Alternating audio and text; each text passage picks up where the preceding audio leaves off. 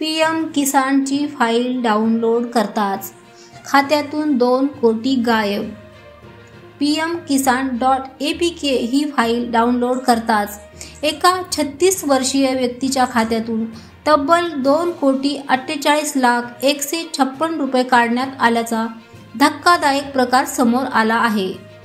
दत्त मंदिर कुंभारवाडा परिसरात राहणारे अविनाश रोतळे हे एका व्हॉट्सअप ग्रुपवर आहेत. त्यांना या ग्रुपवर pmkisan.apk ही फाईल प्राप्त झाली होती.